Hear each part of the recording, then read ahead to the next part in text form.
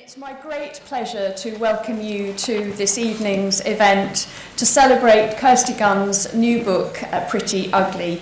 Now, Kirsty was a visiting research fellow in the creative arts at Merton in 2020, and it's our great pleasure to welcome her back this evening. The Creative Arts VRF was launched 9 years ago and has been a huge success in enriching our lives, the lives of our students, and we hope the lives of those who've been able to join us as fellows. Now, to get this evening underway, I'm going to hand over to Professor Richard McCabe. Richard has been in charge of the Creative Arts VRF programme since its inception, and we owe him a huge debt of gratitude for all that he's done to really make this programme such a success. Over to you, Richard.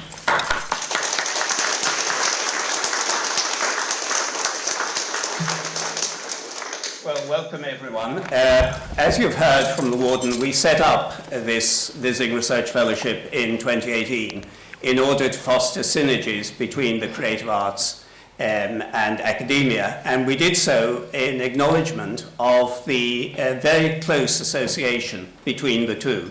Because if you think of it, you know what you have to do to interpret a role in a play, an in-depth interpretation for an actor, is not terribly far removed from what someone like myself has to do in writing about that role academically. So there are all sorts of links between the two, and we wanted to bring together the stage and the study, or the studio and the study. And I think the event that we have this evening is just a wonderful example of that. Kirsty Gunn, as you will have heard, was visiting research fellow in the creative arts at Merton in 2020, and we still remember the excellent workshop she conducted for our students, helping them to discover the ways in which their own academic essay writing could be creative, and that was an enormous benefit to the students who took part. Kirsty is currently the Professor of Writing Practice at the University of Dundee and the Royal Literary Fund Writing Fellow at Brasenose College. Her work has been shortlisted for and won a range of international awards, including the Frank O'Connor Short Story Award, the James Tate Black Award, and the Scottish Arts Council Book of the Year Award. Pretty Ugly, the work that we are launching this evening, is her third collection of short stories. Now, our two actors probably need no introduction, but this being academia, I'm of course going to give one, both. Brian Cox is a Golden Globe, Olivier, and Emmy award-winning actor, very well known to many of you from the hit series Succession, I'm sure, for which he won a Golden Globe for Best Actor in a Drama Series. His many classic movies include The Long Kiss Goodnight, Troy, Zodiac, The Escapist, Manhunter, and Churchill. And he has also won Best Actor awards for stage performances in Titus Andronicus for the Royal Shakespeare Company, and of course, The Rat in the Skull, which examined the Ulster situation in the 1980s for the Royal Court. In 2004, he was honoured at the Scottish BAFTAs with an Outstanding Achievement Award, and he has recently appeared to great critical acclaim in Eugene O'Neill's Long Day's Journey into Night. Nicole Ansari Cox is an internationally renowned actor, director, writer, and producer of TV, film, and theatre, and uses her platform to raise awareness of such issues as climate change and human rights abuses around the world. Her many awards include Best Director for the web series Messy, an American Film Institute Award for the civil rights movie Son of the South, and the Vanya Exergian Award. She appeared most recently in The Score at the Theatre Royal, Bath, with her husband, and in the feature film What a Feeling, which premiered at the BFI Flair Festival. So without further ado, I'd ask you to give a warm welcome to all of them and hand over to Kirsty.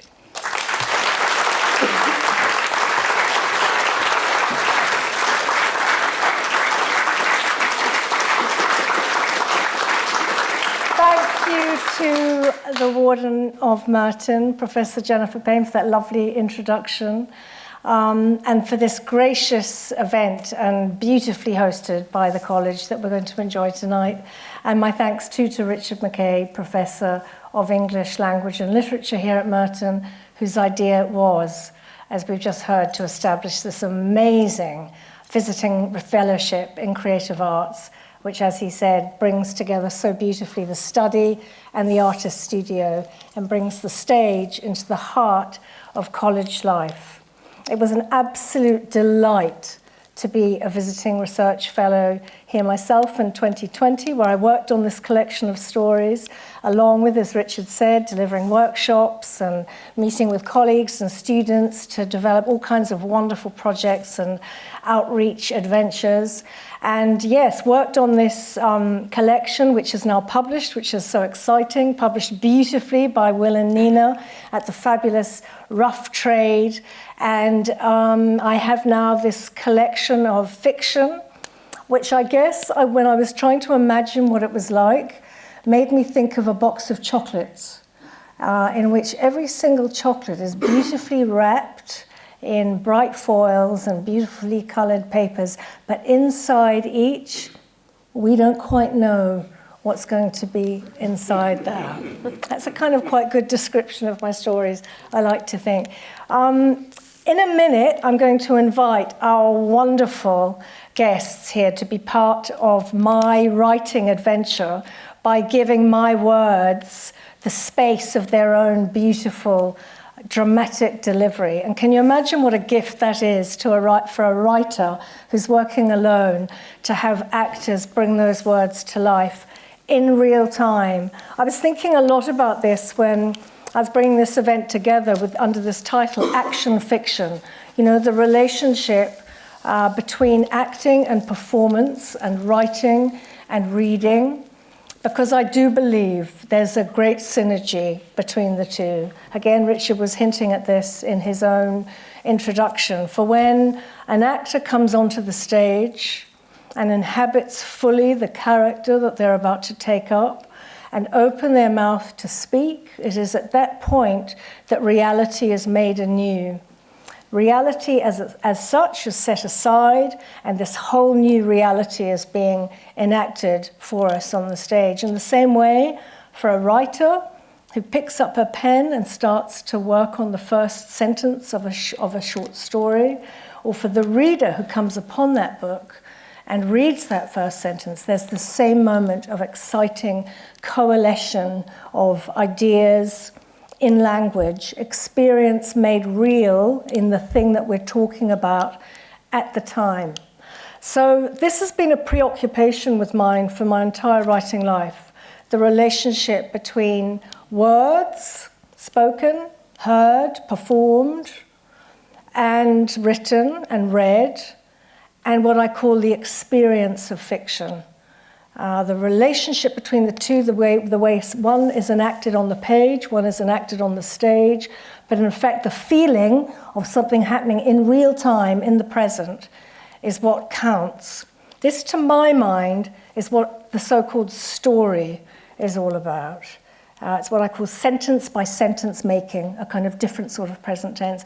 A couple of months ago, last term, at Brasenose, we hosted an exciting event which we called No More Stories.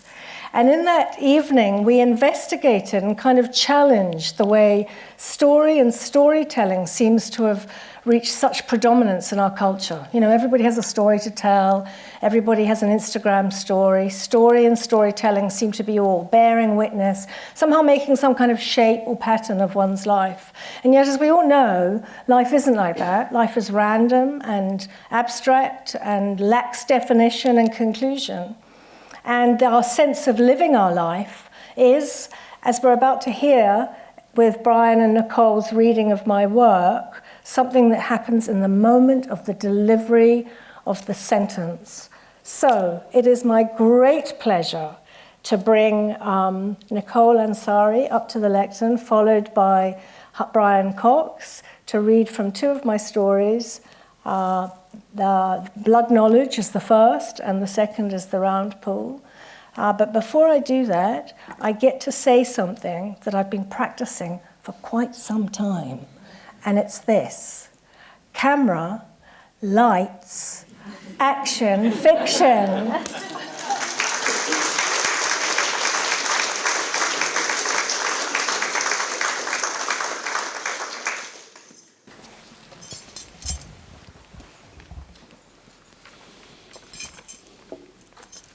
There was something wrong with the garden.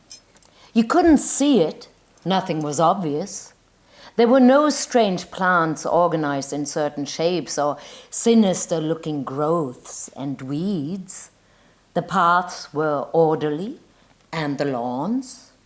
Roses grew and pinks in the places that had been set there for them. And in autumn, berries came out on the crab apple trees along the west side of the wall, beside the vegetable pot. It was lovely, actually. Even so, something was not right, and never had been. Venetia, the beautiful Venice, her husband Richard called her, might have pointed with a long white finger to the stunted pines that clung together by the gate and boundary. Those stiff black branches that would wave wildly in a storm, she could have used them by way of example. But they were nothing out of the ordinary either. Douglas firs were good for a garden, Richard said. They masked and gave protection. Half the reason they could grow the things they did, he told her, was because of those strong trees that you could see from a study window. Like sentinels, is how Richard described them. He loved it, the garden. It is everything to me, he joked. More than the house, even. Not more than me, though, surely. Venetia, the beautiful Venice, his city of palazzos and canals, would say to him in return. And silly would be his unchanging reply. So forget about a place of odd or frightening plants with thorns or savage leaves and stalks. Richard had made it a haven, the 3/4 of an acre that surrounded their home, and a haven it had been when they'd first moved there, all those years ago before the children were born. He used the word haven then, because after the stresses of his city job, there it was, a safe place for the two of them, with everything growing and flourishing as it should. And they still talked about it that way, didn't they? That the garden, like everything in their life, would be just as they would want it. It was a conversation between the two of them that had factored a sort of faith in the decision that they had made together, a believe.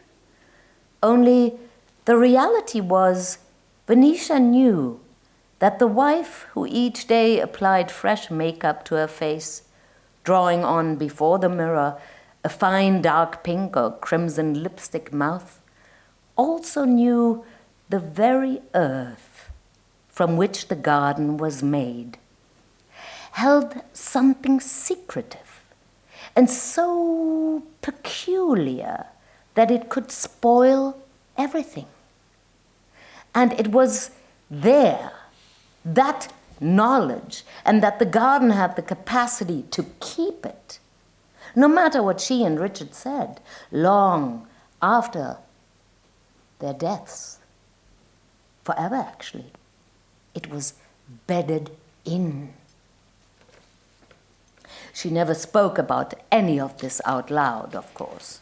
Instead, she went out in the mornings with a cup of coffee, her favorite cup, the one with the golden rim, and looked across the lawns, admiring the hedge by the gate with its uniform shape, the fuchsia and honeysuckle in the far corner.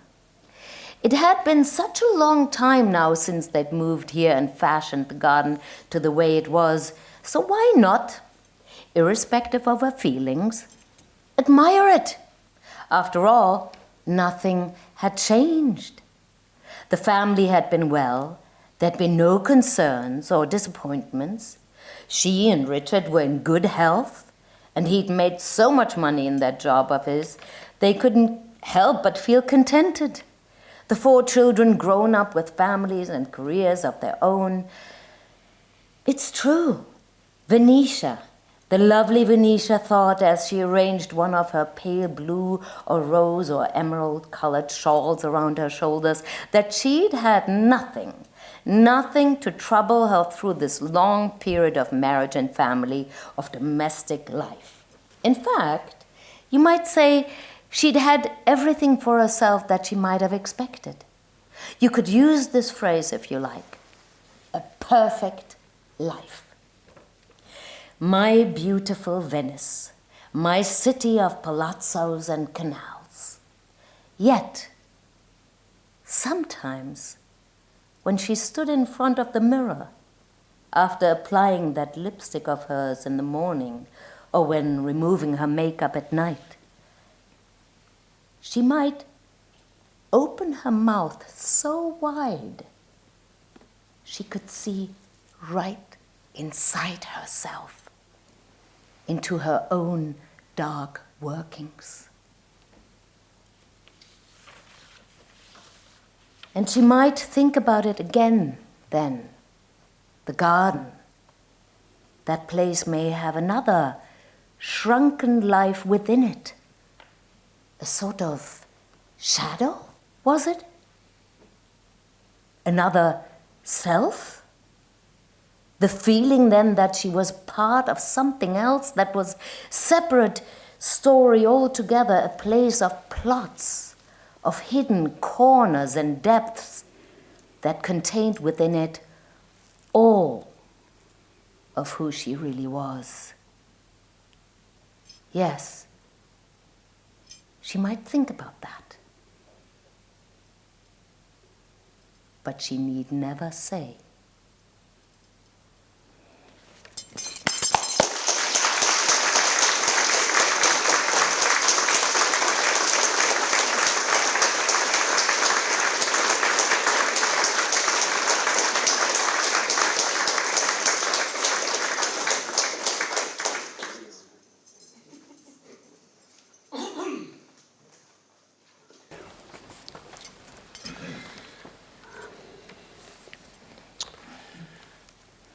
He had gone back to the place where he used to fish, but it had all changed there.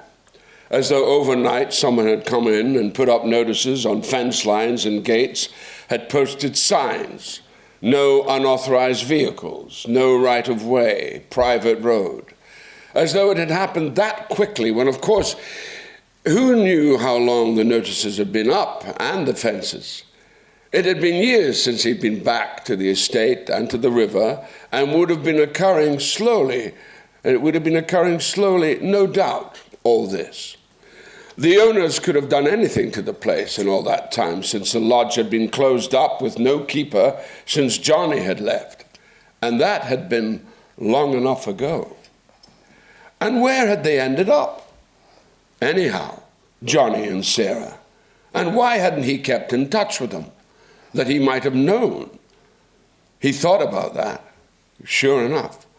While he'd been driving up that morning, coming off the back road, had wondered what then about the keeper and his wife, and about the care they had taken looking after things here, the land and water, and why hadn't he bothered to find out where they'd gone? But there was a lot you'd think he might have done that he hadn't.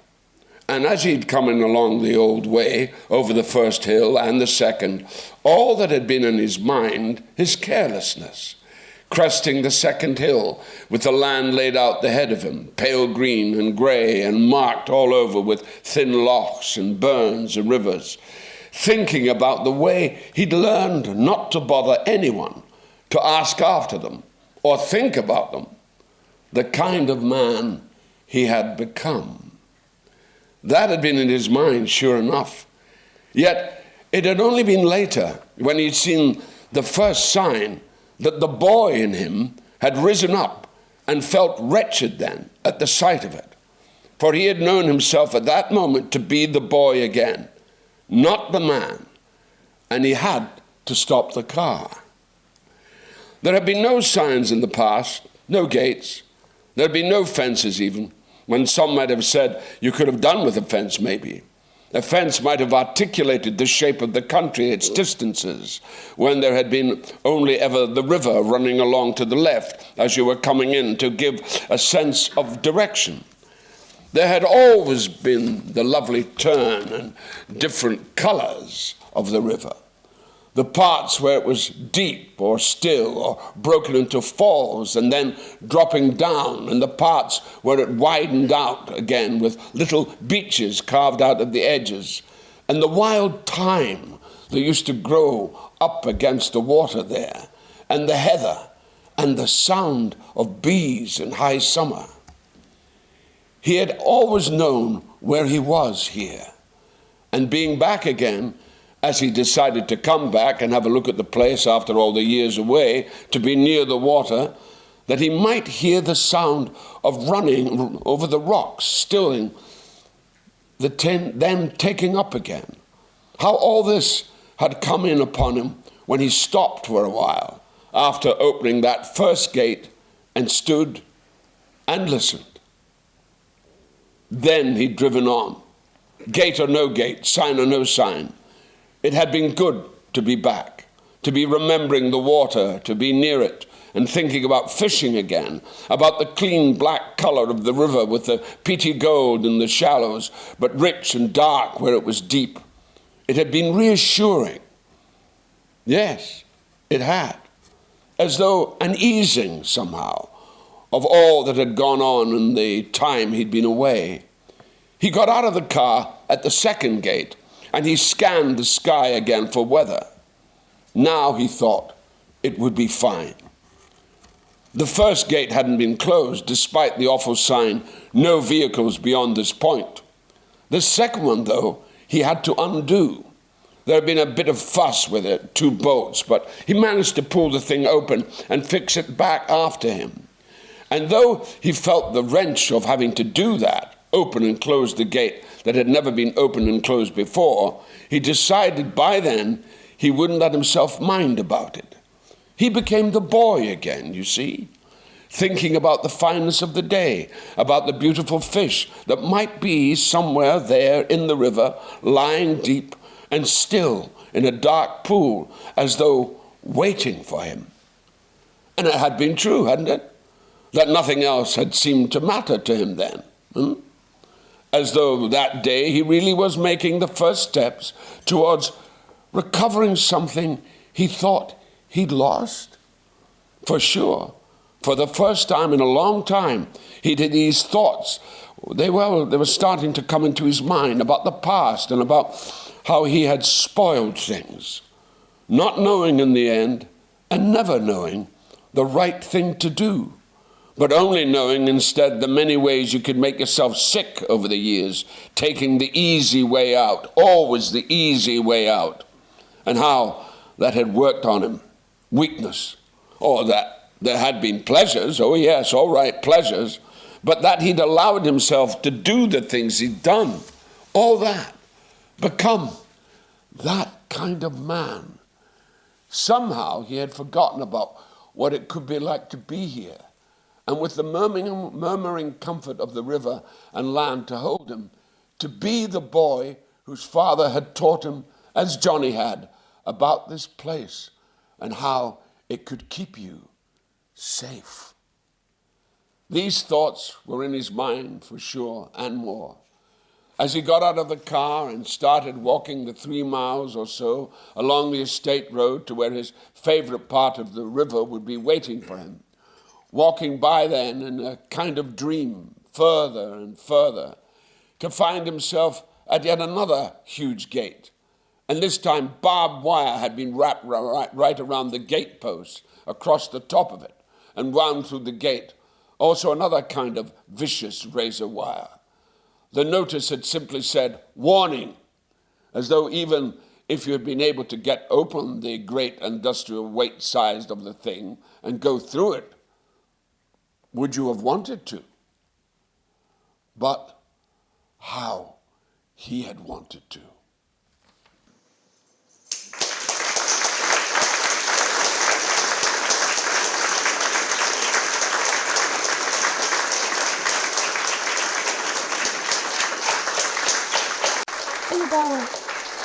Thank you both so much. I mean, as I said in the introduction, what an absolute gift for a writer to hear her words come back in the performance of 2 amazing actors.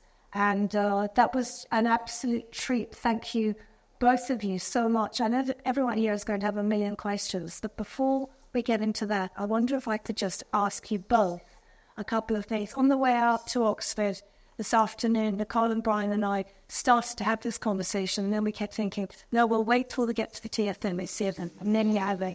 But Nicole, first of all, if I could ask you, that was such a stunning reading, and it occurred to me as you were reading those pages from the story, how you brought out all of the kind of fairy tale, dark charm of it, didn't you? The sense of the intricacy and tapping into a tradition of fairy tale, which I myself never even thought of for 1 minute when I was putting down those words. Can you tell us a little, first of all, about what it is you look for in a text, whether it's a script or a piece of fiction, story, prose, like that? What qualities are you looking for to bring out? Well, if I'm being asked to read it or to act it, I am looking for something I can connect to, something I understand about the character or the story. And I found this story just so incredible and stunning, and I immediately connected to it because I think I have a feeling that I'm not the only one who feels that I have this outward persona that I have, and there's also something in the dark mulch of the soul that never finds its way out in terms of actually talking about it. Maybe in therapy, in performances for sure, but those are the places that interest me as a performer, are the dark places, and bringing them up and bringing them to the light of day and for people to connect to, because ultimately we all share the same humanity. So there is something I think everybody can connect to. So I'm looking for that universal connection. If I'm reading it for other people, I'm looking for a universal connection. So that's beautiful. Yeah. Thank you. Are you happy to find that later on in a story, or are you wanting to make that connection quite quickly in your reading, or can it be both? You mean if I haven't that feeling of that dark complexity waiting for you, if it doesn't come immediately in your first impression of a text, are you prepared to wait, or do you want it straight away? I mean, here it was like, oh, interesting. I'm a huge lover of trees, and so I was delighted. It's about mulch and trees and all of that, and all of a sudden that comes out, the darkness of the character comes out, and I was hooked. So I was very happy to go along with it because it's so well written that just the quality of the writing took me there. But then to get to that other place, I found really stunning in a 2.5 page excerpt of a story, I'm so fascinated by these relationships between what an actor finds in the words that gives enough for a performance. Thank you. Brian, when you come upon a text, I mean, obviously you have a very clear sense of diction, and what I always think of like the Brian Cox pause or a particular kind of musicality. Can you tell me, when you were given something like those pages from that story? Well, I didn't understand this. Mm-hmm.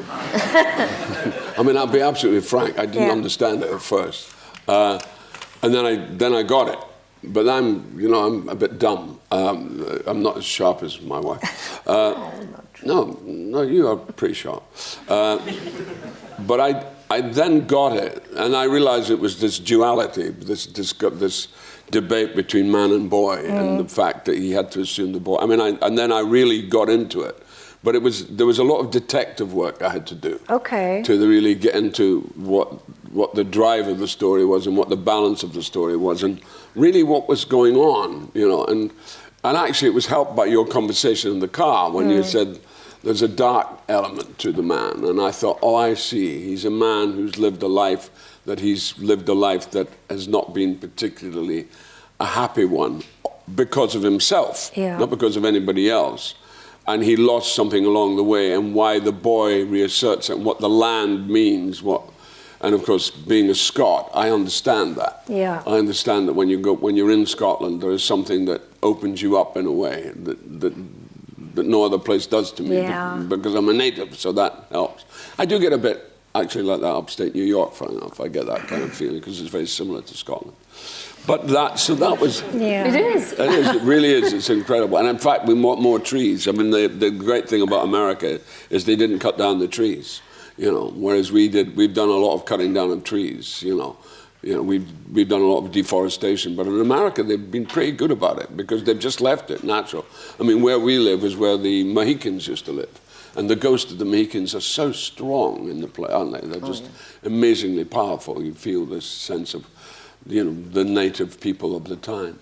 But going back to this, what was so fascinating to me about this was it was a bit like a detective story, working out what has gone on and where has he gone. And it was just like that first line, which you could say you could say he'd gone back to the place where he used to fish, but it all changed there.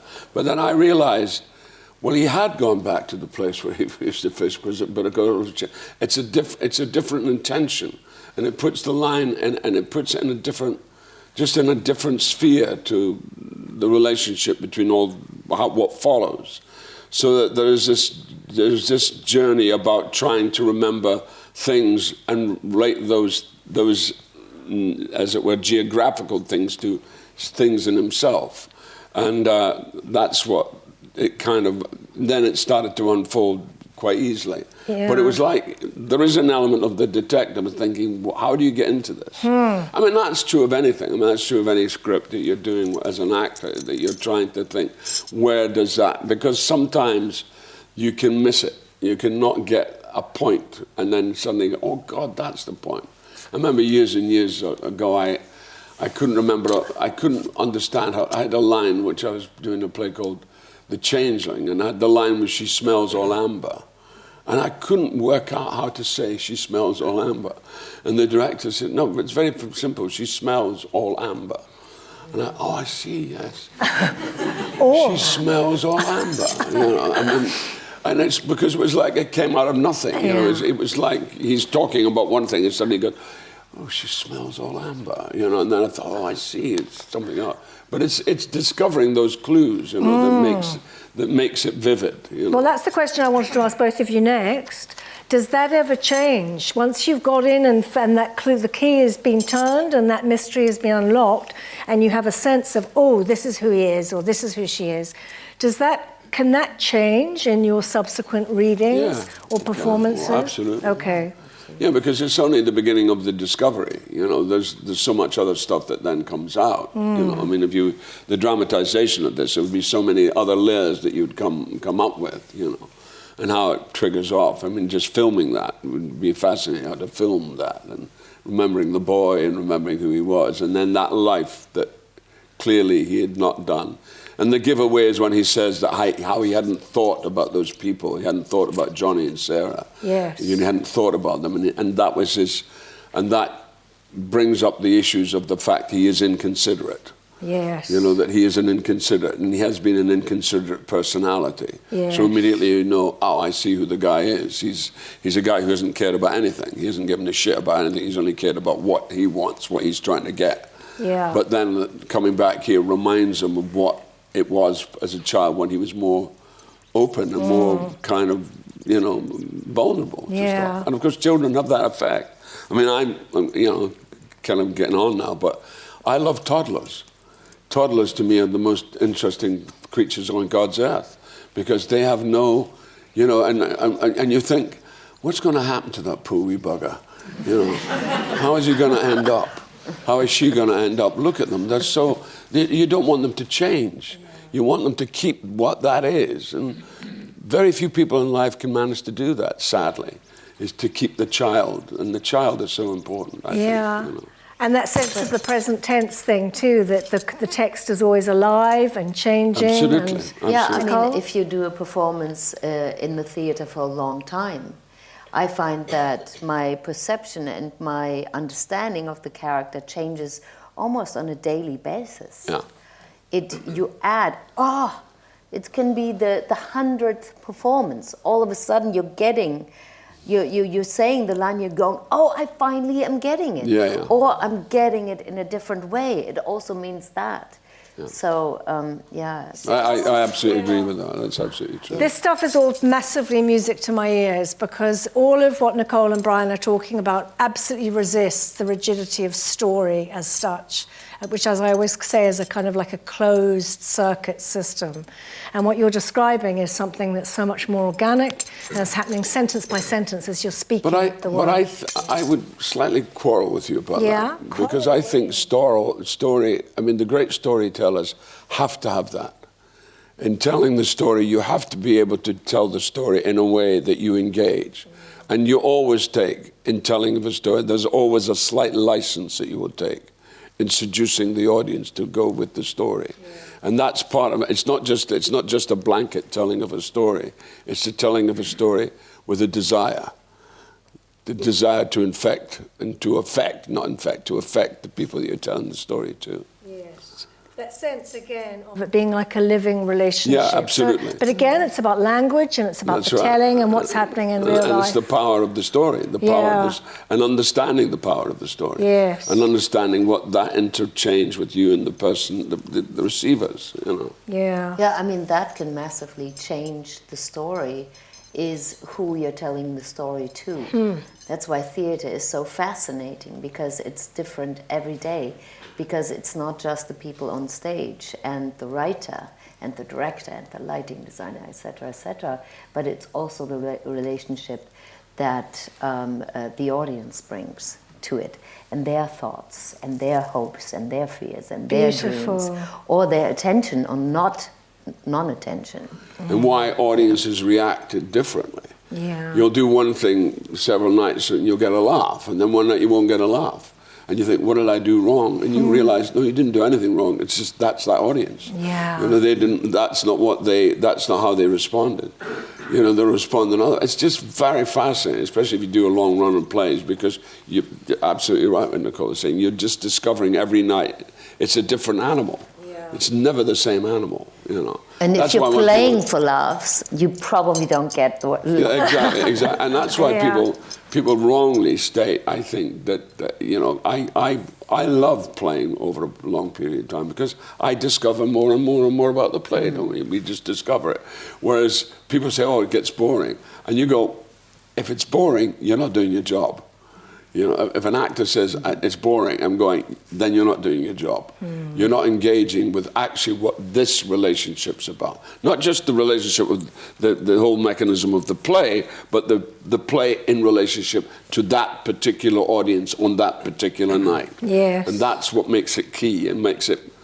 Yeah, and it's always different. It's never the same. It seems the same, but it's not, because that makes it different. Yes, yes. In the same way that the texts we love and return to can always bear our rereading because they become more nuanced and textured. Exactly. Can I ask you both quickly, and I know that everyone's got a million questions, and I must stop asking because I know you have more to ask, but can I just quickly, by way of finishing, ask what both of you see to be, as we were coming out, you were talking about things being like a film or like a play, or something being a text being like a script. Are you always reading a piece of fiction as though it could be a play or a film? I don't think we think about it, do we? We just read it for what its value is. I mean, I often find myself reading something and going, oh, that would make a great play, or that would make a great movie. But it doesn't happen with every writing. So it happens naturally because of what you're discovering. But so we're not looking for it, but sometimes it's obvious. Yeah, interesting. I just remember at the beginning when I was writing, at the beginning of my writing life, a lot of people would say, "Oh, you're writing very in a very cinematic way," which a bit like you, I wasn't conscious of.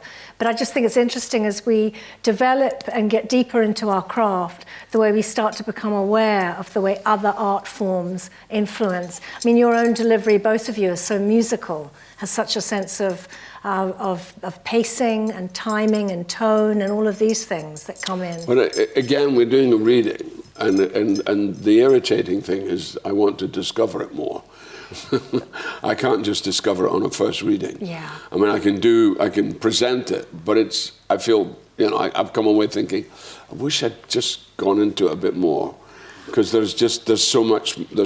I mean, and that's your gift. No, and it really is, Kirsty, the fact that it is so multi-layered.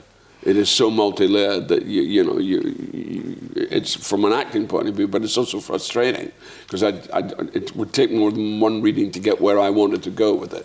I think we were all pretty pleased. It's time, I think, to have some questions from all of you. We don't have the roving microphone thing because we thought we'd just keep it more informal. Oh, we do have the roving microphone thing. Okay, great. Who would like to ask the first question? Up at the back here. Yeah. You were asked a question about, Who? Question. About, I don't really change anything. You both kind of discussed this idea of with each new audience night, there's kind of a new reading of your character, things like that. And I wonder if the same things to you as an author. Do you find yourself discovering more about your characters as you're going through your drafts? Do you find, too, that being someone you've written before, do you find you're influenced by past characters you've written about, or are you in a completely new space? Is it a constant generative process of learning more and finding these deeper, complex? Well, that's a lovely question. And I think my answer is exactly as Nicole and Brian's was, that it's a case of going in deeper and deeper and, yes, discovering more and more. It's like I loved your metaphor of just going inside. And you both asked questions that came from within the text. And I think that's absolutely true. As far as the characters thing is concerned, no. I think everybody feels very different. All the characters we take on and confront and invent, they feel new every time, don't they? And if they weren't, as you said, you'd get bored. So I think it's a constant generative process, learning fresh things. Mm. More questions? Yes, in the front. I have a question. Full disclosure, I was in the car on the way out. I was a driver, and I was shocked actually when Nicole asked Kirsty, what happens in the rest of the story, that you were only given portions of the two stories that you brilliantly read from. Thank you for that. And Kirsty, was that a deliberate act of your sentence by sentence project? And Brian and Nicole, was it frustrating or indeed annoying that you didn't know what happens in the rest of the story? I don't know who wants to answer first. I think, Nicole, you should answer first, because you were the person that asked the question. Well, she doesn't know what happens at the end. Well, when I read the story for the first time, I thought... I did have a feeling that the story was about the metaphor of the dark inner life, but I thought, I haven't read the whole story, so maybe they buried a body in that garden. I'm making it such a philosophical thing, and actually what happened is a murder. So that's why I asked that question. Yeah. But was it deliberate? Yes, and I said to both Brian and Nicole when we went to meet them, in a way, my fantasy about this evening was that I would present them with these extracts seconds before you sat down. I told her I'd leave immediately. Because I was very interested in that idea of, what happens when you both, as actors, receive a text, and to watch you, a bit like an experiment, I suppose. Well, what they both have in common is this notion of secrecy. they're very secretive. Both she is secretive and he is secretive. Yeah. They're secretive in their nature, but then you find out why they're secretive. You know, what is it makes them secretive? What makes them really not declare themselves in a way? Because this character vacillates between the boy and the man, and what he's done, and the regard that he does have for these people, and the fact that he doesn't show the regard because he's not acknowledging them now, and also her secret, which is about who she is in the successful life she is. So there's that common bond between the two things. I mean, is the secrecy. Yeah. You could call it secrets. Mm-hmm. Yes. Yeah. That's interesting, because when I selected the two stories, I wasn't even thinking of that commonality, but they do exist in those two stories, and I think not in others. But I think I also chose them, the Scottish story, because of thinking about your voice and the delivery, and for you, Nicole, because it's such an intensely female story, and I feel that with the way in all of your creative projects, you bring this beautiful kind of feminist energy and warmth to everything you do. Nicole, as well as being an actor and writer and director and producer, is what she describes as an activist. So she uses her various platforms as a way of invigorating debates around human rights and climate change and this kind of thing, but all with this beautiful feminist kind of oomph. So I chose that story for you for that reason. But then also, as we were driving out, it turns out that Brian and Nicole are about to start shooting a film together that's to be set in the Highlands of Scotland, which made my selection of your story even more kind of serendipitous, because we were talking about the way the landscape is part of that story and part of the character of the man and so on. But talking about giving somebody a text just before delivery, that's what we call a cold reading. Oh. And in the olden days of auditions, there were times where we would get called in, not Brian, he was always successful, but people like me who are working actors. It's called a working actor, meaning that we are not waiting tables, we're working, but we're not big stars. So you go into a room and then you would get the sides, you know, the text is called the sides. And there were these things called cold readings. You had maybe 2 minutes to look through it. Oh my God, what happened here? What is this character? Oh, she's a mother. And you would have to very quickly find, you know, scan the text to find pillars where you can attach some sense. So you have an idea where the syntax is, you have an idea of what happened and who this character is. Really quickly. And then you have to make a strong choice of delivery to make it not wishy-washy, but make a choice even if it's the wrong choice. Do you remember the actor Frank Windsor? Frank Windsor was in, the older people remember, he was in Softly Softly, and he was in the original Z-Cars, he played the sergeant. Lovely man. But when he was a younger actor, he acted in Australia. And he acted on radio in Australia. And you were never given the script until literally the live recording. You were given it. So his famous line was, that he got wrong was, "What's that on the road ahead?"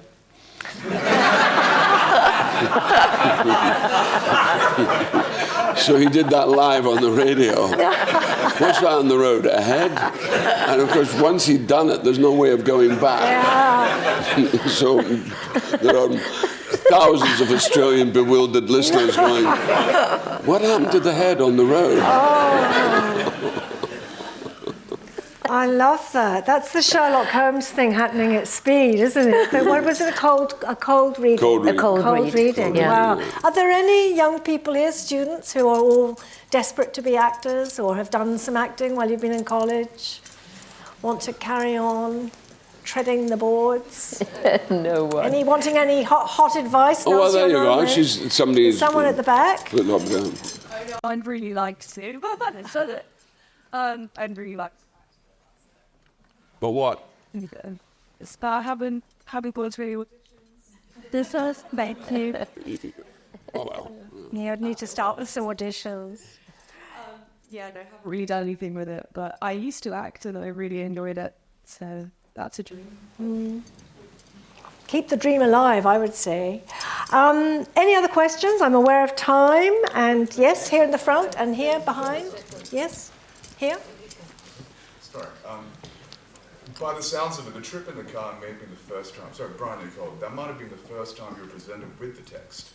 Now, Brian, you said it. Sorry. I'm sorry. It sounds like the first time you were presented with the text was in this. I wish we all could hear what happened in the car trip, because that sounds fascinating.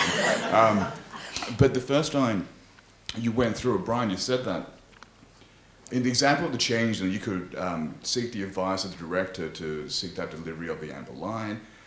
Were you able to consult with Kirsty at all in regards to any question you had with the text? And I imagine if you weren't able to, that process might have been a little bit isolating.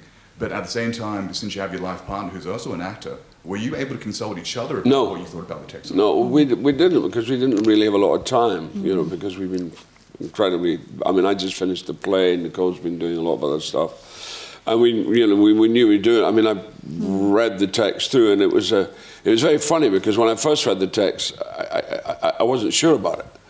And then I didn't quite get it. And then I realized, it was my fault, by the way, it wasn't nothing to do with the text, I just didn't get that. And it was actually that first line, which was what gave it to me, which was when he says, you could say he had gone back to the place where he used to fish, but it had all changed there. Or you could say he had gone back to the place where he used to fish, which means there's something happening in the time. It's already happening. Whereas if he'd gone back to where he fished, it doesn't have the same impact, because you immediately know it's an interrupted action. There's something that's been an interrupted thought, and therefore it also tells you that it is part of something else that has just gone on before, you know, which is why that you have the two hats, consciously or unconsciously, you know. And I just love the way you did that, and that was a total surprise to me, and it gave the whole reading an entirely different quality, and a quality of real speakingness. I love that. Well, that's there. It's there. I mean, you've written it, because it's clearly there's a dialogue going on in his head between himself and where he is and what he's missing, and the fact the boy asserting itself, you know, whether he likes it or not, the boy asserts himself. It's quite brilliant, actually. But you gave it this real quality of it being talked about in time. I just was immediately transported almost to being standing at a street corner in Perthshire somewhere and hearing you talk about this. I mean, it seems so lifted off the page and into the world of the present tense. Yeah, well, I think that's kind of what the job is, but at the same time, it's frustrating, because you think, well, yeah, I'd just like to do it again and get it right, you know, and get it to where I would like to. Now that I've discovered it, you know, but I'm a bit slow that way. You know? But I did also want to really experiment with that at this event tonight. And as I say, I would have, if I could have, just given it to you seconds before. But then, Brian, you haven't done a cold reading for a long time, by the sounds of it. No, Nicole, easier for you. Yeah, well, Nicole has to do a lot more auditioning than I have to do. And that's really hard now, because, you know, I mean, it's got really bad, I think, how the whole process of auditioning young actors, or any, not just young actors, where they have to set it up, film it, do the lines, do the whole thing, and then never hear about it again. Nobody acknowledges it. Nobody says, we got that, we saw it, it was fine, but you're not for us. You know, even that, but you don't even get that. You do all that work and there's no comeback. And I think it's very debilitating for the actor to have that happen on a constant level. I mean, my son, who's now in his 50s, he suffers from that, where he's just very frustrated, because he does it all the time. He does a lot of those readings for others, and you do it as well. And it is really, you have to be very careful in how we do this work, that we don't depersonalize it. Yeah. And if it becomes too depersonalized, it really loses its volition. And you go, what's the point anyway?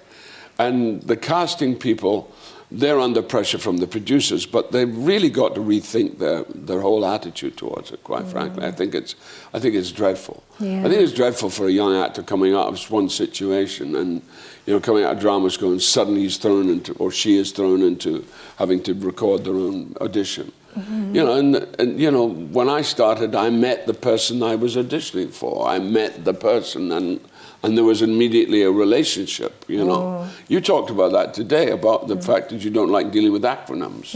It's a similar thing, you know. I don't like, you know, people saying, so there's no personal relationship. And the theatre is highly personal. Yeah. And if you try and denude that, you're taking something very valuable away. Yeah. But the reason why we need to see the text before is things like there was a sentence that was going on quite long. I had to put a comma somewhere so I knew where to breathe and where the sentence ends and where I can, you know, again, take a breather or a moment. So that's why it's helpful to see the text before. Otherwise you have what's there ahead. Yeah. You know. Yeah. So Sure. I want to ask you something. How much do you use punctuation in your writing? Massively. But you know what? That was going to be a question I had for both of you if we had time. And now actually I am getting to ask it, but then this might be the last one. Was the extent to which when you're given a text, whatever it is, you mark it up yourself and have it look differently on the page in terms of punctuation, in terms of spacing? Well, for example, Eugene O'Neill writing, if you look at the original writing of Long Day's Journey, there is no punctuation. It doesn't punctuate at all. And so people, of course, editors have punctuated on his behalf, but they haven't got it. They don't get it right, because the punctuation, if it's over-punctuated, it interrupts the volition of the text. And the thing about doing something like Long Day's Journey Tonight, we needed to keep it going. Yeah. And that's what he writes. Because he doesn't write in punctuation, everything is just keeping going. There's no stop for a comma. So it's very important in the theatre that you don't, what you do in film, which is where you go think, speak. In theatre, you've got to go think, speak. Think, speak. It has to be immediate, because you have to have the volition that carries the audience along. Because if you give the audience too much space, they're going, you know. I mean, they don't all, you know, it doesn't necessarily happen that way, but that's the kind of limit of it. But it's so important that, and that's why it's interesting to do it in an extremely depressing play like Long Day's Journey Tonight, but we do it fast. Yeah. Because we keep it going, we keep the momentum of the play going, and that's how he's written it. He's written it, you know, I mean, and he did literally it, and he didn't do it in blood, but he certainly did it in sweat and tears, you know.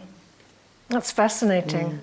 That idea of punctuation either giving us instruction to move forward or the extent to which it might hold us back. Yeah, exactly. Yeah, really. Exactly. Well, some actors do the exact opposite of what the writer has written.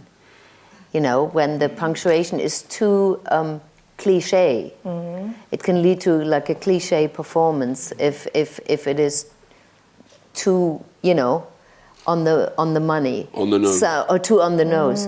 Sometimes you need to actually take the exclamation mark or even the question mark off, or the space in between. So each text, I think, is different. But some writers are that was a comma. So you didn't play the comma. You didn't play this. Yeah, and some are exactly the opposite. So it really depends on who you're working with. Yeah. Fascinating. Thank you both. There was a question here. Yes, I had a question for all of you, which is, there's a phrase which is often used in film or theatre or indeed novels, or the big reveal. But I wondered whether your craft as actors and your craft as a writer is to judge what you're going to reveal, but also what you're not going to reveal. You can't give everything. You have to choose, perhaps as you're reading a text, you're writing it. And that's where kind of a relationship with I think it's also a question of trusting the big reveal. You know, not forcing it. I mean, you know, we're not stupid, you know, so you don't really have to force it. And if it's as well written as usually things are, it can be, you know, Yeah, I suppose what I'm trying to say is just the process of writing about revelation, or the process of acting and becoming character, it's from the moment you walk onto the stage to the moment you leave it, it's a slow reveal. It's a cumulative thing. Yeah. It really I is. wonder if there were parallels in writing as well. Well, I love this answer about it being a cumulative thing rather than it being a dramatic moment that you're moving towards in order to prosecute, spend, and then get out. And that's I think we've been talking about the opposite of that, haven't we? Yeah. And you align with that in your own belief that actually stories aren't about chronological narratives. Or where we're getting, but it's about the now. Yeah. Well, but I think if you walk on stage with the reveal, then the performance becomes obvious, like the villain. The villain. Everybody's like, oh God, that's the villain. Yeah, totally. So you sometimes need to actually put a lid on. Yeah. And play the opposite in order for the reveal to be really surprising. Yeah. But what you always talk about, and I think that is so important, is keeping a mystery. Yeah. Keeping something for yourself. Something that makes the audience sit forward. Yeah. I also think that very, very much in the old Hollywood stars have a kind of privacy in their relationship with themselves, which you can sort of you can sense on screen, and it's very kind of glamorous and attractive. It's almost as yes, of course, they're beautiful and charming or funny or whatever it is, but there's something else going on which you can't quite touch which is very... Well, that is the mystery. Yeah. That is actually that's actually maintaining that thing that makes the audience want to follow you, and in a way that's quite important. That too many actors. Well, not too. I mean, a lot of actors have it, but a lot of actors don't, and they forget it. They forget that the audience does so much more work than you imagine they do. You just have to allow that interchange. Yeah, sometimes I love going to the theatre. I love that live space because I think it's such a brave space to be. It's such a kind of extraordinary thing for an actor to walk on a stage. But it's often the actors who do the least who, in a way, kind of gradually overtake become central, if that makes any sense, because you're so intrigued by watching them. So it's more like a magnet rather than obviously in the theatre you have to think about the last row, you have to reach them, but at the same time not give away too much, because then it becomes boring. Well, I think that note, the magnet of Nicole Ansari and Brian Cox, we've had two rather wonderful magnets with us tonight. Thank you again so much for being part of my adventure in launching my book, Pretty Ugly. And Richard, I think you were going to say a few words and then we'll draw the evening to a conclusion. Thank you again very much. Very few. It's just to thank Brian and Nicole and Kirsty for, I think, an absolutely wonderful evening. And to say to you that we have two things going on outside. We have a book signing, for which, if you wish to partake, please go to the right. And we have alcohol, go to the left. So could we then give a round of applause to all participants?